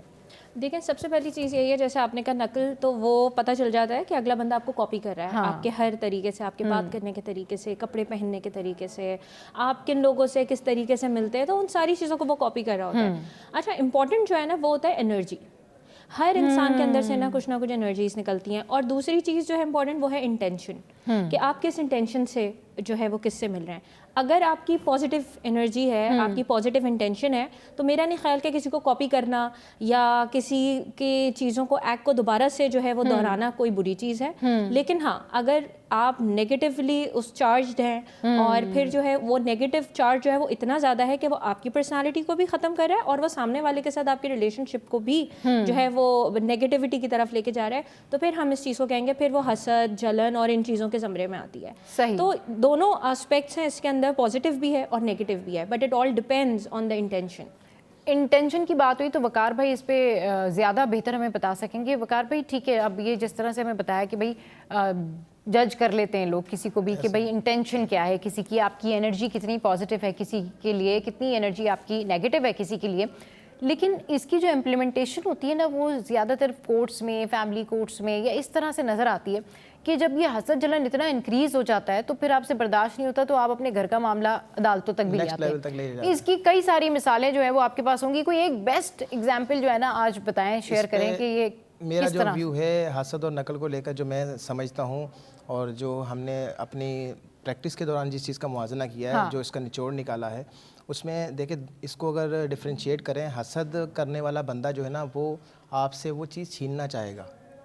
उसको हसद करने वाले को अगर ये है कि मेरी आज ये रेपो है, मेरी इज़्ज़त है, मैं यहाँ पर बैठा हूँ तो मुझे 10 लोग जानते हैं, आपको 10 लोग जानते हैं, तो वो ये चाहेगा कि इनसे ये चीज़ छीन जाए। ये तो उसका हो गया नेगेटिव पहलू, जो कि मैडम ने बताया कि ये बंदा उसकी इंटेंशन पे डिपेंड करता है। अच्छा, इंटेंशन, अच्छा इसके सेकंड उसके ऊपर आ जाए रश्क, एप्रिसिएशन जिसको हम कह सकते हैं अंडरस्टैंडिंग के लिए, वो नज़र आ जाती है। जो हसद है इस पे बंदा मुंह पे तो आपके वो जो ना करता है। अच्छा, हसद में एक चीज़ और है कि हसद में कोई रिश्तों की कैद नहीं है। इसके इतने शॉकिंग फैक्ट्स हैं कि भाई को बहन से भी हो सकती है ये, ठीक है, और शोहर को अपने बीवी से, बीवी को अपने शोहर से, बीवी से भी हो सकती है जी, एग्जैक्टली होता है। अच्छा, चले, इसकी कोई कैद नहीं, मैं कह रहा हूँ इसके बहुत शॉकिंग फैक्ट्स हैं अगर हमें पता चले। अब देखें, पहले ज़माने में जब घर पे बड़ा बच्चा होता था, उसके बाद छोटे बच्चे की पैदाइश हुई तो अक्सर बड़े बूढ़े अब इसको इससे बचाना। उसकी वजह क्या होती थी कि वो उसको यूं पड़ा हुआ बेड पे यूं पकड़ के खींच दिया, उसको गिरा दिया, उसको नहीं पता। अब आने वाले जो सारे रिश्तेदार हैं वो सारे उसको मिल रहे हैं, उसको पैसे दे रहे हैं, उसके लिए चीज़ें ला रहे हैं छोटे बच्चे के लिए, तो सारी जो ना वो फोकस उसी के ऊपर है। तब वो उसके दिल में क्या आ रहा है कि ये जो है ना वो मेरा कॉम्पिटिटर आ गया। हाँ, कॉम्पिटिटर बच्चा है, उसके अंदर शऊर नहीं है, लेकिन उसके लाशऊर में एक चीज़ है, इंसान है वो उसके अंदर ये चीज़ अल्टीमेटली ये चीज़ आएगी कि ये जो वो हसद की कैटेगरी में आएगा। हाँ। कि वो बोलता है कि ये चीज़ जो ना मेरे लिए क्यों नहीं है, 2 साल पहले ये सब कुछ मेरे लिए था, अब ये मेरा वो कॉम्पिटिटर आ गया। जहाँ तक बात रही हमारे अपनी फील्ड की बात करूँ तो फील्ड में इस तरह के मामलात होते हैं कि औरत ने अगर अपने फैमिली सूट किया है और उसके अंदर वो शोहर के खिलाफ आई है तो वो उसकी हद तक भी वो ले जाती है। वो बोलती है कि इसने जो ना खुद वहाँ पर जॉब करते हैं और मुझे जॉब करने से मना नहीं, मतलब उसको उसकी जॉब से जलन है, हसद है। जबकि उसका पॉजिटिव अगर वो सोचे तो वो उसका जरिया मुआश ये है, उसका घर चल रहा है, उसका सब कुछ चल रहा है, लेकिन उसको क्या है कि ये कमा रहा है, मुझे ये कमाने नहीं दे रहा। जबकि रीज़न, कोई सेटिस्फैक्ट्री रीज़न वहाँ पर हमें नज़र नहीं आती। हाँ। कि जो ये बोले कि चलो घर नहीं चल रहा या हमें किल्लत हो रही है, ग़िज़ाई किल्लत हो रही है, हाँ। हमें मेंटेनेंस में प्रॉब्लम्स आ रही है, बच्चों की एजुकेशन अच्छी नहीं हो रही, इस तरह की कोई सॉलिड रीज़न देने में ख़वातीन ख़ुसूसन वहाँ पर, बिल्कुल मर्द भी हैं लेकिन उनकी तादाद कम है, लेकिन ख़वातीन वहाँ पर इस ज़मन में बिल्कुल फेल है, वो बता नहीं पाती क्या है। बस वो एक जो आप सवाल है हसद का, वो जलन और हसद, उसमें यही होता है कि ये कर रहा है तो मैं क्यों नहीं कर सकती। और हमारे माशरे में अभी उस दिन भी हमारा एक टॉपिक था जो आपने किया औरत के मुकाम को लेकर, ये वो सही, तो उसके ऊपर भी मैं कहूँगा कि वो अब मर्दों को भी अल्टीमेटली है, हमारे ऊपर तो कोई प्रोग्राम नहीं, ये भी तो हसद की कैटेगरी में कि हमारे ऊपर कोई प्रोग्राम नहीं, हम पूरा दिन काम करें, सब कुछ करें, नहीं मर्दों की छुट्टी पे हमारे लिए नहीं भाई, हमने प्रोग्राम मर्दों की छुट्टी के ऊपर हमने प्रोग्राम किया था और बिल्कुल किया था। और अब ये देखिए वकार भाई ने अपनी जो हसद जो है उसका हमने show इजहार कर दिया। ऑन एयर शो कर दिया कि भाई वो ये कहते हैं कि मर्दों के हवाले से भी कोई शोज होने चाहिए। तो बिल्कुल अब फैशन में क्या टॉप ट्रेंड में क्या है क्या नहीं है ये हम ज़रूर बताएंगे कि जो है वो मर्द हैं जितने वो उनके जो फैशन ड्रेसेस हैं वो कौन से हैं। ये जो फहद जो हैं वो इस हवाले से एक शो लाइनअप करेंगे। अच्छा जनाब इकरा ये बताएं कि अभी जिस तरह से ये हम बात कर रहे थे कि वकार भाई ने बताया कि इम्प्लीमेंटेशन तो इस तरह से हुआ कि शौहर को बीवी से भी जो है वो हसद हो सकता है कि भाई वो उसको जॉब नहीं करने दे रहा और वो खुद जहाँ पे जॉब करें। ये क्या मतलब इसमें कोई जो बंदा किसी से हसद करता है या जलन उसको कोई होती है कोई साइकोलॉजिकल प्रॉब्लम होता है या ये वाकई ह्यूमन नेचर ही है ऐसी इनबॉर्न है कि नहीं आपने हसद से बचना है दूर रहना है, या फिर वो लोग इतने बेहतर नहीं होते कि वो दूसरों के या शौहर बीवी की बात कर लें कि वो शौहर जो है वो शायद उतना बेहतर नहीं है कि वो अपनी बीवी के कंपैरेटिवली वो सारी चीज़ें फील करता है। क्या प्रॉब्लम होती है ये? देखिए बेसिकली अगर हम साइकोलॉजिकल पॉइंट ऑफ व्यू से देखें तो अगर हम थोड़ा सा चाइल्डहुड में जो इंसान हसद जलन कर रहा है तो हमें ये देखना पड़ेगा कि क्या उसकी चाइल्डहुड में कोई ऐसा ट्रॉमा है। जैसे अभी वकील साहब ने कहा कि बचपन से ही एक नया सिबलिंग कोई फैमिली में आया है और बच्चे को जो है अगर पेरेंट्स केटर नहीं कर रहे बड़े वाले को और छोटे वाले के ऊपर सारी उनकी जो है वो तवज्जो है तो वो बड़ा वाला ऑब्वियसली एक कंपटीशन का शिकार हो जाएगा। अच्छा अब वो कंपटीशन किस तरीके से लेता है, क्या वो उसको पॉजिटिव लेता है नेगेटिव लेता है, then again depends on that point कि अगर पेरेंट्स उसको इस तरीके से करते हैं कि नहीं ये नया फैमिली मेंबर है और बेटा इसके साथ कोई कंपटीशन नहीं है, तुम्हें इसका ख्याल रखना है तुम्हारा रखेगा, तो इट्स ऑल कि आप बच्चों को क्या साइको एजुकेट करें।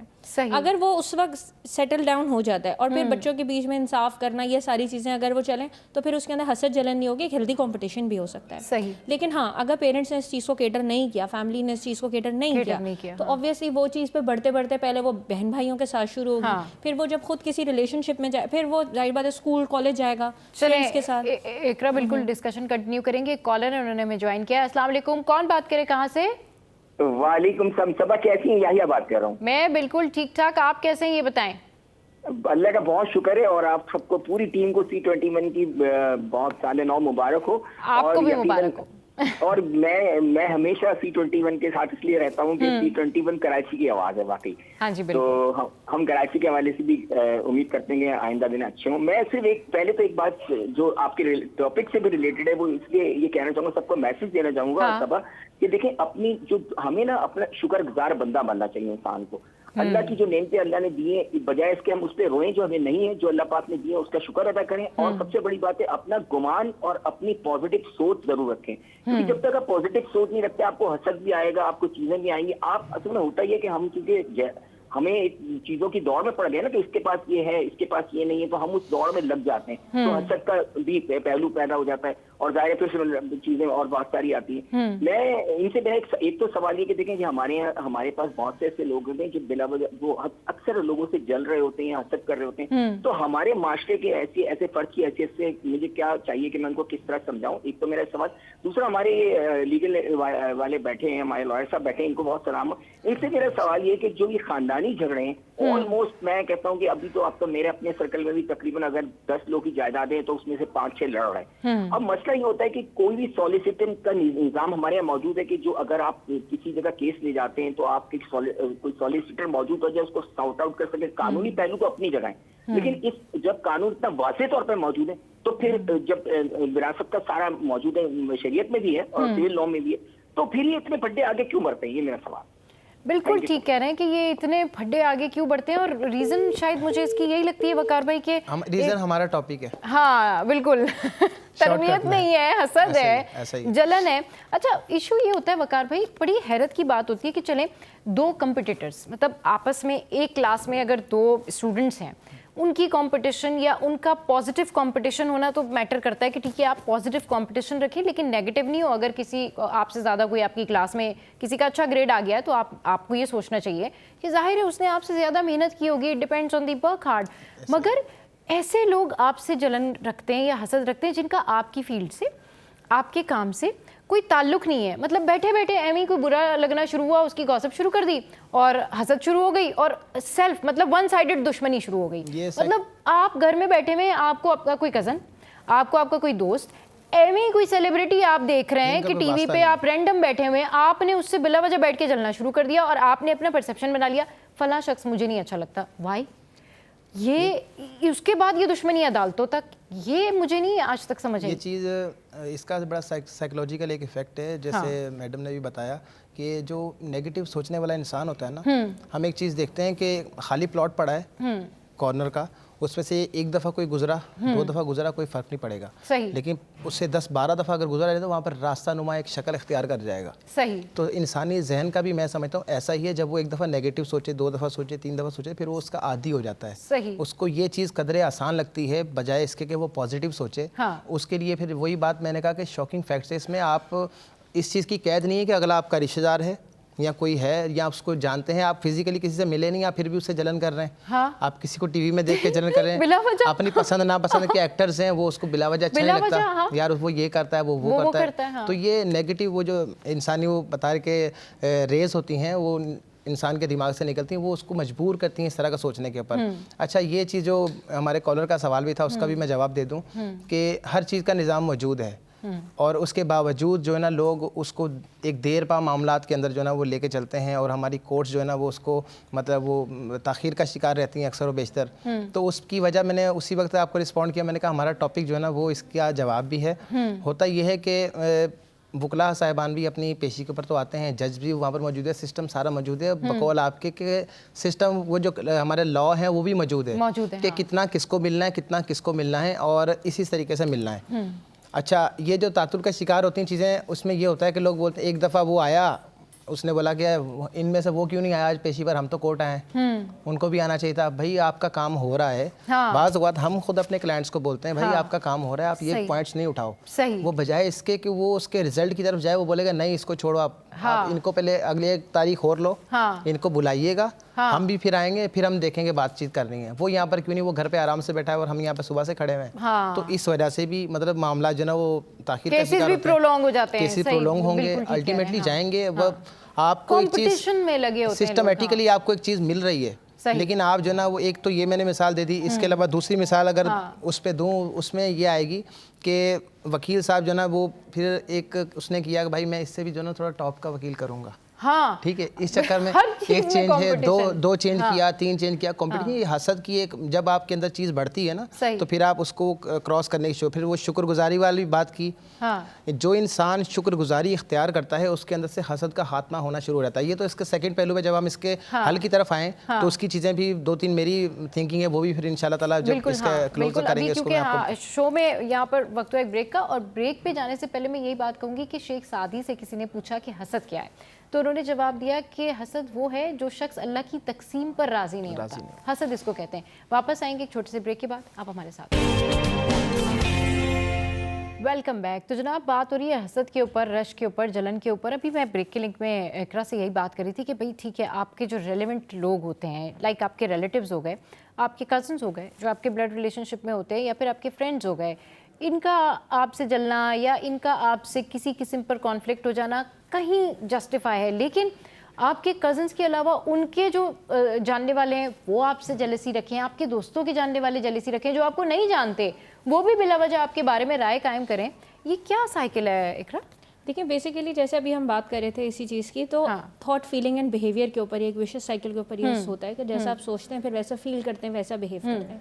अब हर सोच के पीछे ना कुछ लाजमी ऐसी चीज़ है, कोई एक्शन है, कोई ऐसी चीज़ है कि जिसकी वजह से वो थॉट आ रही है और फिर वो नेगेटिव हो रही है और फिर आपकी फीलिंग और बिहेवियर भी नेगेटिव हो रहा है। सही। अब जैसे फॉर एग्जांपल कोई आपने किसी की कोई कामयाबी सुनी, ठीक है, अब मसला क्या है कि आपको अपनी स्ट्रेंथ नहीं पता, आपको सिर्फ आपके लोग इर्द गिर्द के लोगों ने ना आपको सिर्फ आपकी कमजोरियां गिनाई हैं हमेशा, तुम ऐसे हो, तुम वो नहीं कर सकते, तुम ऐसे नहीं कर सकते, उसको देखो कितना अच्छा, हमारे यहाँ बताने का तरीका भी तो अलग है ना। बिल्कुल, हाँ। अब वो सोचता है अच्छा मैं तो ऐसा कर नहीं सकता, ये कर सकता है, फिर वहाँ से वो जो एक रील है दिमाग में वो चलना शुरू होती है, वो एक विशियस साइकिल जो है वो बनना शुरू होता है। फिर वो आहिस्ता आहिस्ता सबसे पहले उसकी अपनी फीलिंग डिस्टर्ब होती है और बिहेवियर फिर क्या होता है, वो दूसरे से बदले निकालने लगता है। वो उसके साथ जो है ना वो कहेगा, जब भी उससे मिलेगा या तो बहुत अच्छे से मिलेगा कि यार ये तो मैं जो ना ये कहते हैं ना कि वो मास्किंग करके मिलेगा कि बाद में मैं इसके पीछे जो है वो छुरा खोपूंगा, नहीं तो वो सामने से भी अगर वो इतना वेल ऑफ यानी दिमागी तौर पे है, वो कहता है कि हाँ कंपटीशन है और हेल्दी नहीं है, मुझे अनहेल्दी रखना है, तो बाय फेस के सामने वो बोलेगा कि भाई तुमसे मुझे बात नहीं करनी है, ठीक है। तो जैसे लोग हैं एक दूसरे के लिए खड्डा खोदते हैं, जैसे फैमिली मेम्बर्स की अभी वकील साहब ने बात की, तो ऑब्वियसली बात है उसकी स्ट्रेंथ, उसकी नेचर, वो इतना अच्छा क्यों है, वो दिखने में अच्छा क्यों है, वो उसकी हाइट क्यों अच्छी है, उसका वजन क्यों कम है, वो पढ़ाई उसकी ज़्यादा क्यों है, उसकी तनख्वाह ज़्यादा क्यों है, उसके पास जो लेविशनेस है वो हमारे पास नहीं है, क्योंकि लोग कोट करते हैं, नेगेटिवली कोट करते हैं। हाँ। और फिर वही वाली चीज़ है कि हम जो ऑब्जर्व करते हैं हम वही लर्न करते हैं। जैसे हम बच्चों की बात कर रहे थे, बच्चा बड़ों को देखेगा, अच्छा हमारे बड़े ऐसे बात कर रहे हैं वो ये, तो उसके अंदर ऑटोमेटिकली कंपटीशन आएगा और वो बड़ा होगा, वो उसी पर्सनालिटी के साथ। भाई मैं कहती हूँ कि आप कंपटीशन रखें मगर आप मेक इट पॉजिटिव। ऐसा कंपटीशन रखें कि जब आप कंपटीशन में अगर सेकंड भी आ गए या फेल भी हो गए या कहीं पीछे भी रह गए तो आप अपने ही आपको की अकाउंटेबिलिटी करें, आप अपने ही आपको जज करें, आप अपने आप से ही मुकाबला रखें, ना कि आप किसी दूसरे को कहें जी वो कैसे आगे निकल गया। भाई आप उसके लिए खुश हों, उसको बेस्ट विशेस दें। इन दी एंड अगर आप समझते हैं कि आपका किसी से कंपटीशन है तो आप पॉजिटिव रहिए। मगर वकार भाई ऐसा नहीं होता। यूजुअली यही देखा गया है कि ज़्यादातर केसेस में एक तो तालीम की कमी होती है और ज़्यादातर ये जो लड़ाई झगड़े, प्रॉपर्टी के इश्यूज़, हसद, जलन, ये सब होता है पैसों की वजह से। जी ख़ानदान में ये है कि जी कौन ज़्यादा अमीर है, अच्छा जी कौन ज़्यादा बड़ी गाड़ी में आ रहा है। भाई आपने किसी की स्ट्रगल नहीं देखी, आप किसी के बारे में नहीं जानते किसने कितना पढ़ा, किसने क्या स्ट्रगल की, कौन किस तरीके से इतनी बड़ी गाड़ी लेकर अगर आ रहा है, तो आपका एक काम है कि कमेंट किया, जेलसी हुई और फिर आप उसके दुश्मन हो गए। ये क्या मेंटालिटी होती है? इसी तरह के लोग आते हैं, आपको ऐसे ही लगता है तालीम की कमी ही लगती है ऐसे लोगों में? नहीं, ये मैं इसके ऊपर अपने अगर बताऊं तो मैं ये समझता हूं कि हमारे मुआशरे के अंदर जब पैमाना ये हो जाए कि आपने पैसे से किसी को जज करना है कि अगले की यही पैमाना है हमारे यहाँ, पैसों से जज करने का ही यही बन चुका है कि अच्छा यही चीज़ ही डिसाइड करती है कि हमने अगले बंदे को टाइम कितना देना है, हमने उससे मुंह लगाना है, उसको नहीं लगाना, हमने उससे बात करनी है नहीं करनी है, हमने ताल्लुकात इससे रखने हैं नहीं रखने। ये इस चीज़ का पैमाना बदकिस्मती से अब हमारा मुआशरा इख्तियार कर चुका है। अच्छा, इसके दूसरी तरफ ये है कि लोगों को वाकई में नहीं पता कि उसने अपने शब रोज़ कहाँ दिए हैं, उसने अपनी एफर्ट्स कहाँ दिए, उसने अपनी स्टडी को कितना टाइम दिया है, उसने अपनी फील्ड को कितना टाइम दिया है, उसने उसकी सर्दी गर्मी देखी है, उसने लोगों के मतलब मेल जोल रखे हैं जहाँ पर उसने ताल्लुकात किए हैं, वो उसका है। लेकिन आपको अगर एक चीज़ उभर कर नज़र आ गई कि वो बंदा जो ना आज जो ना इस मनसब के ऊपर आपने वक्ती तौर पर उसको जो ना वो मुबाहिसे का हिस्सा बनाया दोस्तों सर्किल में बैठ कर, और उसके बाद आपकी वही बात जो शुरू में मैं कर चुका हूँ कि वो एक नेगेटिव जो थिंकिंग आपकी है वो आपको कभी आगे नहीं बढ़ने देती। हमने ये चीज़ देखी है कि अब हम दो दोस्तों ने मिसाल के तौर पर हमने एक शॉप से कोट लिया है, सेम प्राइस का है, सेम सब कुछ है, लेकिन अगले बंदे को नज़र आ रहा है नहीं इसका मुझसे थोड़ा सा बेहतर है। तो जब आपकी अपनी चीज़ों के ऊपर शुक्रगुजारी नहीं होगी ना, आप अपने आप को नहीं देखो, आप हसद करने वाला बंदा अपनी जो अल्लाह ताला की तरफ से दी गई नेमत है उसको एंजॉय तक नहीं कर सकता, जाया कर उसके ऊपर ऐसा लोग इतना एक अपनी अजाब है। मैं जो समझता हूं अवेलेबल नेमतें ना उनको जाया कर देते हैं। इसकी मिसाल छोटी सी, हाँ इसकी मिसाल छोटी सी ये है इकरा वकार भाई कि आपके पास भाई पैसे नहीं है, ठीक है, आपके पास रिसोर्सेज नहीं है, आप लेकिन अपने घर में खुश हैं, अपनी फैमिली में खुश हैं, आप जैसे ज़िंदगी गुजार रहे हैं, आप अच्छे तरीके से गुजार रहे हैं। अब आपके प्लान्स हैं कि जी अब आप ये सारी चीज़ें हासिल करेंगे या आप इस सारी चीज़ों से ग्रूम हो जाएंगे। अब आपका कोई ऐसा दोस्त या रिलेटिव आपसे मिलने आया है या आपके पास आया है, वो तो अपनी स्ट्रगल करके अपनी कामयाबी हासिल करके आया है ना। अगर उसने कोई अच्छे कपड़े पहने हुए हैं या वो बड़ी गाड़ी में आया है या उसके पास 4 चीज़ें हैं, तो जाहिर है उसने अर्ली स्ट्रगल की होगी, उसने अर्ली मेहनत की होगी, वो यहाँ तक पहुँच गया, आप भी पहुँच जाएंगे।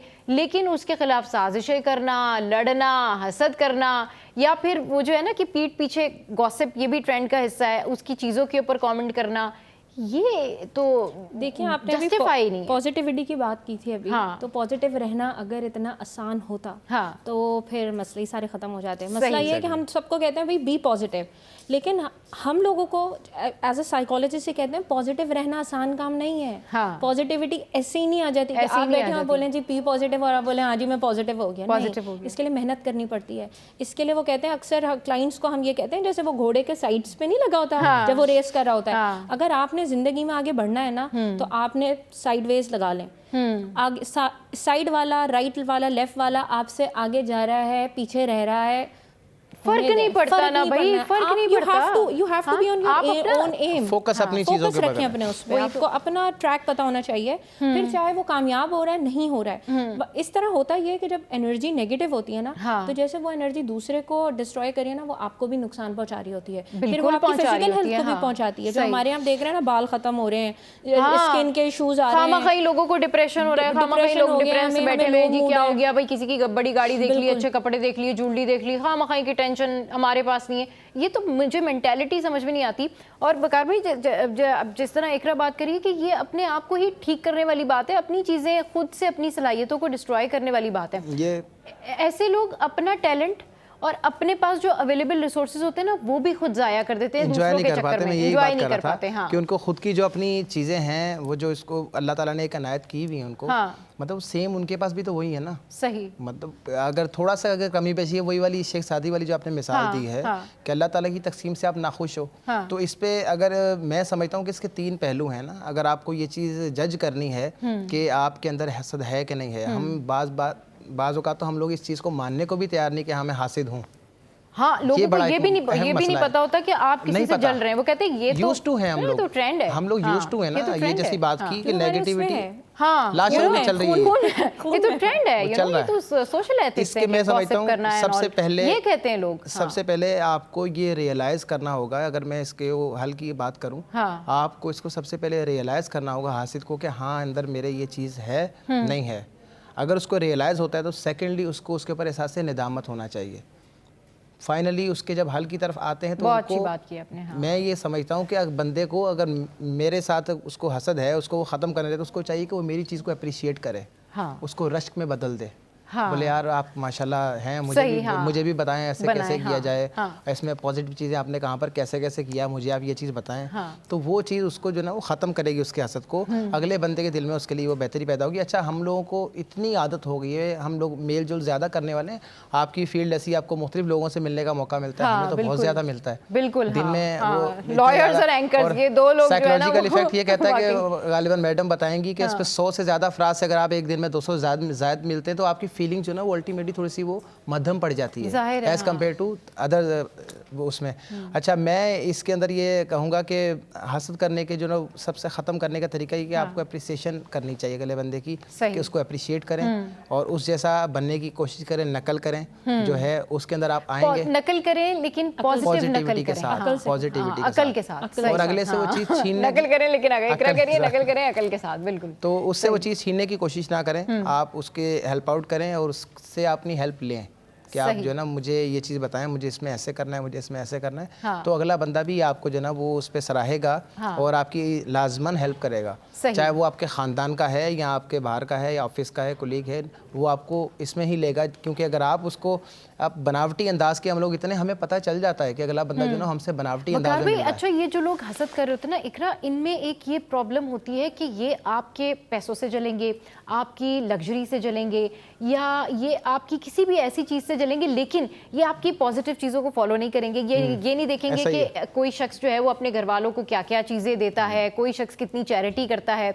कोई शख्स कितना नेक है, किसी शख्स ने आप ही को बनाने में कितना किरदार अदा किया। ये वो मुकाबले नहीं करते, ये मुकाबले करते हैं अच्छा और तो उस और के चक्कर में ना ये अपने पास जो अवेलेबल चीज़ें होती है वो भी डिस्ट्रॉय कर देते हैं, और फिर दूसरे की भी जो चीज़ें हैं ना वो हसद की वजह से वो एक होता है ना मान पड़ जाती हैं। यानी कोई शख्स अगर अपनी खुशी शेयर करने आपके साथ आया है तो वो आ भी नहीं सकता कि यार यहाँ पे तो मुझे कोई नेगेटिव चीज़ या नेगेटिव कमेंट जो है वो सुनने को मिलेगा। बहुत शुक्रिया इकरा और वकार भाई हमारे साथ मौजूद थे। और ये ऐसा टॉपिक है कि जिसके ऊपर जितनी बात आप करते जाएँ, जितनी आप एग्जाम्पल्स देते जाएँ, चाहे आप घर वालों की दें, ख़ानदान वालों की दें, दोस्तों की दें, कुलीग्स, कहीं से भी आप एग्जाम्पल्स दें, आप इसको कैलकुलेट ही नहीं कर सकते। ये मतलब आपके सोच के बिल्कुल बियॉन्ड है कि आप इसके बारे में बात ही नहीं कर सकते कि ये क्या है हसद। तो जनाब शो में अब वक्त हुआ एक ब्रेक का, और ब्रेक के बाद जब वापस आएंगे तो फिर नए टॉपिक के साथ आपके साथ में काफ़ी सारी बातें और अच्छी अच्छी बातें शेयर करेंगे। Stay with us, keep watching.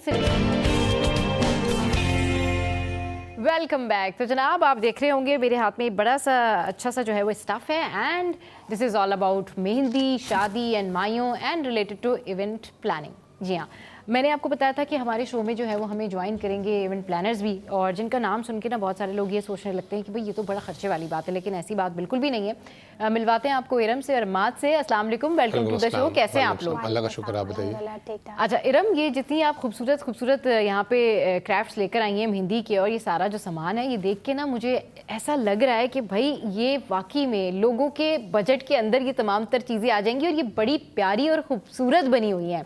तो ये सबसे पहले तो ये बताएं कि इवेंट प्लानर जो है उसकी कितनी बड़ी रिस्पॉन्सिबिलिटी होती है, कितनी बड़ी जिम्मेदारी होती है कि कोई अपनी शादी के काम जो है वो आप लोगों को सौंपते हैं, और फिर किस तरीके से आप उसको मैनेज करते हैं? अस्सलाम वालेकुम। क्या कहते हैं, दरअसल हम लोगों के पास ये सेटअप्स जब आते हैं और सारी रिक्वायरमेंट्स आती हैं तो हम उनसे उनका बजट पूछ लेते हैं और उसके अंदर ही कोशिश करते हैं कि उनको अच्छी से अच्छी चीज़ जो है प्रोवाइड करें। सही। ये आपके पास जैसे अम्ब्रेला जो है ये हमारे मेहंदी के सेटअप्स पे अरेंज हुई हुई होती है। बेल हैंगिंग्स हैं, ये दुपट्टा दूल्हा दुल्हन के साथ जाता है। जरा अगर कैमरामैन फोकस करे तो ये दिखाएं, ये जो बेल हैंगिंग्स भी हैं, फिर ये आपने पीछे ये क्या है इरम? ये बेल हैंगिंग्स और ये दुपट्टा है जो दूल्हा दुल्हन के ऊपर जाता है मेहंदी के। सही सही सही सही। ठीक है, इसी तरह हमारे पास ये मामू की शादी है, इसी तरह मेहंदी के भी बोर्ड्स होते हैं। भाई जरा स्टाफ दिखाएं सारा मेहंदी का ना, मामू की शादी, बहन की शादी एंड ऑल सारा कुछ दिखाएं। ये तो जो है ये आपने, ये मुझे क्या बताया था आपने? अम्ब्रेला है ये जनाब, अम्ब्रेला है, but for the purpose of decoration. और जो है ना बच्चे भी साथ लेके आ रहे होते हैं। चलें जी, ये बच्चे भी साथ लेके आ रहे होते हैं। मेरे कजन की भी जो है वो शादियां वादियां चल रही हैं, ये इट्स अ गुड आइडिया। ये डांडियां हैं हमारे पास, और ये सलामी के इन्वेलप्स हैं जो वुडन उस पे भी हैं और कट वर्क के साथ। ये देखें जी, ये देखें जी, ये देखें, ये ज़बरदस्ती डांडियाँ हैं, और ये इन्होंने सलामी के जो है ये सलामी के एनवेलप्स हैं। और ये जो अगर किसी को ये बताना है ना कि जी उसने कितने पैसे सलामी में दिए हैं सीरियसली, तो दे कैन शो दिस। ये आप ख़रीद सकते हैं। ये देखिए, ये ट्रांसपेरेंट है और ये आप खरीद सकते हैं, इससे पता भी लग जाएगा कि आपने कितने पैसे सलामी में दिए हैं जनाब। यादगार रहेंगे, यादगार रहेंगे कि भाई डिफरेंट होंगे। अच्छा जनाब, इसके अलावा इरम ये क्या चीज़ है? ये जो है मेहंदी प्लेट। मेहंदी प्लेट, हाँ, पहले जैसे गत्ते की और कागज़ की उसकी होती थी मटेरियल के, अब ये हमारे पास आ गई हैं वेलवेट के ऊपर।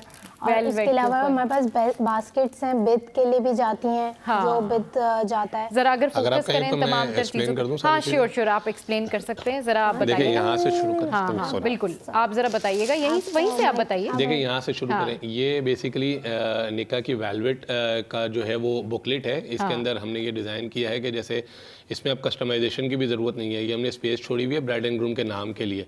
यहाँ हम ब्राइड एंड ग्रूम का नाम लिख के डायरेक्टली उसके ऊपर थंब लगा सकते हैं, और यहाँ ब्राइड एंड ग्रूम का नाम लिख के इसके ऊपर आप साइन कर सकते हैं। ये बिल्कुल रेडी स्टफ़ है जो कि आप रेडीली ऑर्डर कर सकते हैं। अगर इनको कस्टमाइज़ कराना चाहें तो आप 4 to 5 डेज़ के टाइम पे कस्टमाइज़ भी करा सकते हैं। अच्छा, आप बिल्कुल आप बैठिए, वो खुद फोकस करके बता देंगे। अच्छा, ये देखेंगे जो ये वाला जो स्टफ रखा हुआ है, बहन की शादी एंड ऑल, ये सब निकाह के बॉक्सेस हैं। ये निकाह के जो बिद के बॉक्सेस होते हैं उसमें मुख्तलिफ प्राइस रेंज के बॉक्सेस हैं। इसके अंदर फोल्डेबल के अंदर भी हैं, टिन के अंदर भी हैं, इंपोर्टेड मटेरियल में भी हैं। ये सारा वो स्टफ है। ये जो हमारे पड़े हुए हैं, ये मेहंदी के अंदर जो आजकल कोन फेवर्स चल रहे हैं कस्टमाइज स्टिकर्स के साथ, ये लास्ट हमारे ऑर्डर्स हुए हैं, ये वो हैं। वो हमारी वो भी मेहंदी के फेवर्स हैं, वो चूड़ियां हैं उसके अंदर और कस्टमाइज स्टिकर्स के साथ हैं। सही। अच्छा, वो चूड़ियां भी हैं वो मेहंदी के लिए? हाँ जी, वो मेहंदी के लिए अंदर चूड़ियां हैं, उसके अंदर एक चॉकलेट है और एक तो ये सारा स्टफ जो हमने आपको दिखाया, और ये जो सारा स्टफ है ये बड़ा ज़बरदस्त लग रहा है। और ये जो मेहंदी माई होते हैं ना, ये बड़े ही कोई फैसिनेटिंग होते हैं। और मुझे जो है ना, ये देखिए, ये डांडिया स्टिक्स जो हैं ये बड़ी ज़बरदस्त है, और ये इन्होंने हर कलर की जो है ना वो यहाँ पर रखी हुई हैं, एंड दैट्स रियली ग्रेट। अच्छा इरम, ये बताएं, ये निकाह का थंब बोर्ड भी आजकल काफ़ी चल रहा है कि ये कस्टमाइज भी हो सकता है और रेडी भी है। जी इरम, ये बताएं कि अब जो क्लाइंट्स आते हैं, अब चलें ये तो आपका अपना रेडी स्टफ है ना, आपने जो क्लाइंट्स आते हैं उनकी डिमांड के अकॉर्डिंगली आप लोग फुलफिल कर देते हैं उनकी विशेष सारी? कस्टमाइज भी चीज़ें हमारे पास हैं।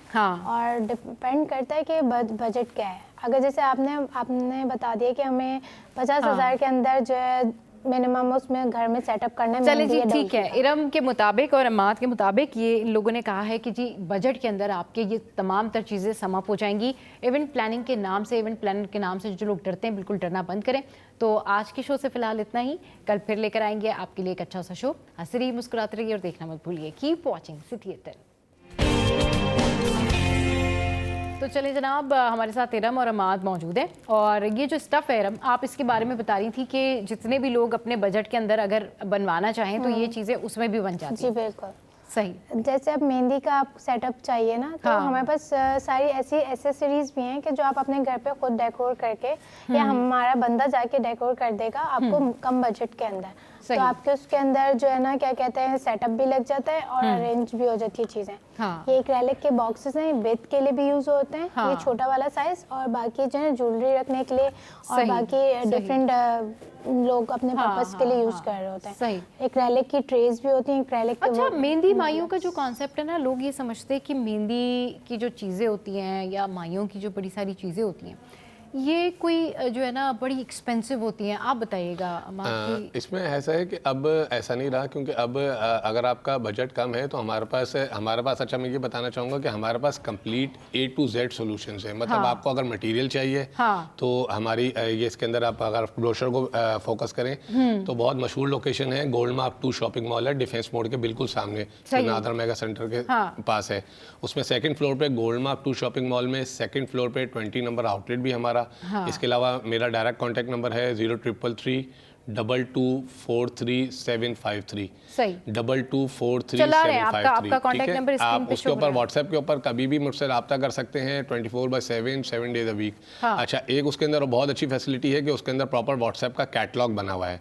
तो आप पूरे वर्ल्ड में कहीं भी हों, पाकिस्तान से अलावा भी, तो आप उसके ऊपर कांटेक्ट कर सकते हैं। व्हाट्सएप के ऊपर आप जैसे ही मैसेज करेंगे आपको ऑटोमेटिकली कैटलॉग का लिंक आ जाएगा। ठीक है, ये तो कैटलॉग के थ्रू भी परचेज कर सकते हैं। कैसे रब्ता करना है डेफिनेटली वो तो हमारे स्क्रीन के थ्रू उसके अंदर फिर ये हो जाता है। जैसे इस तरह के मटेरियल्स आ गए हैं ना, वो अब बजटली हो गए। जैसे मिसाल के तौर पे आपका बैकड्रॉप का बजट कम है मेहंदी का, तो आप इस तरह के मटेरियल्स हमसे परचेज कर लीजिए और हम आपको उसके लगाने के हवाले से भी गाइड कर देंगे।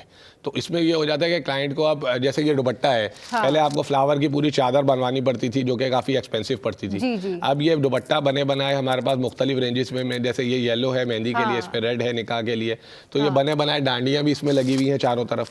तो आप उसको ब्राइड के जो है वो एंट्री के लिए या ग्रूम की एंट्री के लिए रेडीली अवेलेबल है और ये बहुत रीजनेबल बजट्स में 1500 to 2000 के बजट्स में ये अवेलेबल है। तो आप इसको लेके एंट्री कर सकते हैं। इस तरह के मटीरियल के साथ आप अपने घर में डेकोर कर सकते हैं। इसके अलावा भी इसके अंदर हमारे पास बहुत रेंजेस अवेलेबल हैं, क्योंकि यहाँ पे लिमिटेड स्टफ है। बाकी हमारे पास और भी बहुत सारी रेंजेस इस तरह की बैकड्रॉप के स्टफ के लिए अवेलेबल हैं। नियॉन की लाइट्स भी अवेलेबल हैं, कस्टमाइज भी हैं, रेंट पे भी हैं। ये बताएं कि बहुत सारे लोग ये उनकी कोशिश ये होती है कि जो माइयों का है सारा सीज़न या जो पूरा उनका एक इवेंट होता है उसमें वो उस तरह की थीम रखें जो उनके ड्रेस से या उनका जो एक पूरा एस्थेटिक सेंस है, थीम है, उसके साथ में वो जाए, तो आप लोग वो फिर उनको बना के बिल्कुल हो जाता है, बिल्कुल हो जाता है। इसके अंदर असल में ये होता है कि ये आजकल जो है मल्टी कलर का बेसिकली ट्रेंड ज़्यादा हुआ है। ये देखिए काफ़ी चीज़ें आपको मल्टी कलर के अंदर ट्रेंड नज़र आ रही हैं। तो मल्टी कलर में ये होता है कि ये जो कलर की मैचिंग का इशू है वो ऑटोमेटिकली सॉल्व हो जाता है। गोटा की भी हमारे पास ज्वेलरी, मेहंदी का ड्रेसेस वगैरह भी आप बना के देते भी हैं हमारे पास, और हमारे पास खुस्से वगैरह हैं, परांदे हैं। मतलब ब्राइड ने जो पहनना है ना वो हमारे पास है A to Z। मतलब आपने सूट पहनना है, मेहंदी का सूट भी है, खुस्से पहनने हैं वो भी है। आप जरा ब्राइड के हवाले से बताएं कि ब्राइड की क्या-क्या चीजें हैं। परांदा है, ज्वेलरी है गोटे की, उसके अलावा क्या कहते हैं गजरे हैं, आर्टिफिशियल गजरे भी आजकल चल रहे हैं, ठीक है। और क्या कहते हैं गरारा है, शर्ट और ट्राउजर के साथ है, शरारा है, डिफरेंट साइज ऑफ क्या कहते हैं पीस। अच्छा, तो परांदों की डिमांड आती है? ब्राइड्स कहती हैं परांदे बना के दें हमें, ऐसे बना के दें। और एक आते हैं उसमें ना पूरे गोटे के साथ है, एक जो है उसके साथ शीशों के साथ है, डिफरेंट कलर्स, मल्टी कलर्स में भी है, येलो कलर में भी है, और डिफरेंट कलर्स के साथ वो परांदे भी अरेंज हुए हुए होते हैं हमारे पास, ठीक है। आप अगर कोई चीज़ कस्टमाइज फूलों के साथ पूरा परांदा बनवाते हैं, ठीक है, ओरिजिनल भी बनते हैं, आर्टिफिशियल, और हाथों के गजरे भी बनते हैं, हाथों के भी सब चीज़ें आर्टिफिशियल भी हैं, ओरिजिनल फ्लावर्स के साथ भी हैं, और बाकी जो है गोटा वगैरह का भी है। हर चीज़ अल्हम्दुलिल्लाह आपको ना हमारे पास इंशाल्लाह मिल जाएगी। अच्छा, ये बताएं कि एक अच्छा और मुनासिब, यानी लोगों की जेब पर भारी ना हो, उस तरह का जो एक इवेंट मैनेजमेंट या पूरा एक आप सिस्टम करके देते हैं उनको, वो कितने तक में हो जाता है? आप बताएं ना। मैम बेसिकली देखिए हर तरह का क्लाइंट आता है। कुछ कस्टमर्स आते हैं वो कहते हैं हमें सिर्फ बैकड्रॉप का स्टफ मेहंदी माइयों का दे दीजिए। तो नहीं, एक ओवरऑल सेटअप मैंने पूछा जी। सेटअप देखिए हर कस्टमर की अपनी डिमांड है। एक आप जैसे बैंक जिसमें आपका जो वो डीजे है ना, वो जो सॉन्ग सिस्टम है वो भी इंक्लूडेड है, तो वो कितने एक सस्ता पैकेज क्या हो जाता है? देखिए बेसिकली बेसिक पैकेज जो है वो तकरीबन 25 to 30,000 रुपीज से स्टार्ट होता है, जिसके अंदर एक बेसिक बैकड्रॉप हो जाता है और हल्की फुल्की चीज़ें हो जाती हैं। फिर बिल्कुल ऐसा ही है हमारे काम के अंदर, जैसे आप एक चाय का कप लें और उसके अंदर हाफ टी स्पून शुगर डालेंगे तो वो थोड़ी सी मीठी हो जाएगी, फिर थोड़ी सी और डालेंगे तो और मीठी हो जाएगी। मतलब आप स्टार्टिंग फ्रॉम 25,000 आप जितना ऊपर जाना चाहे आप जा सकते हैं उसके अंदर। हर तरह के पैकेजेस अवेलेबल हैं। सही। और ये सिर्फ मेहंदी का नहीं है, हर इवेंट के हमारे पास हर तरह के पैकेजेस अवेलेबल हैं। हर तरह के ब्राइड टू बी है, बर्थडे है, बर्थडे है, अकीका है, तो हम तो ये कहते हैं पैदाइश से लेके मौत तक का सारा सेटअप हम आपको हर तरह का सामान, हर इवेंट का सामान भी है और उसके सारे सेटअप भी। मतलब आप सामान लेना चाहें आप सामान ले लें हमारी आउटलेट से, गोल्ड मार्क 2 में जो और अगर आप अरेंज कराना चाहें तो अरेंज करा लें। अगर आप ये चाहते हैं कि भाई ये लोग आपका खुद से सेटअप करके दे, तो आपके पास इतनी मैन पावर है, आपके पास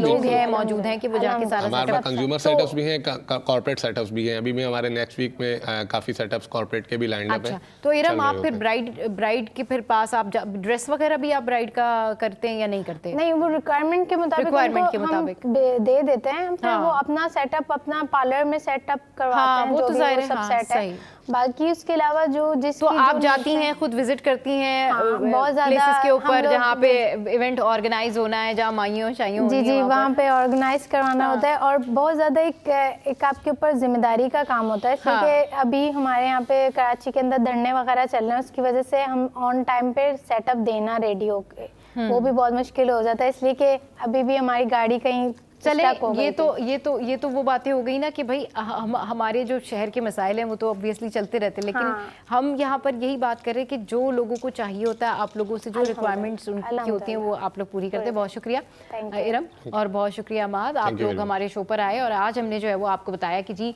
किस तरीके से आप लोग अपना जो मेहंदी का सेटअप है वो मिनिमम अमाउंट के अंदर और कहना चाहिए ना कि आपके पैकेज के अंदर किस तरह से आप ऑर्गेनाइज कर सकते हैं, तो ये आज हमने आपको मिलवाया।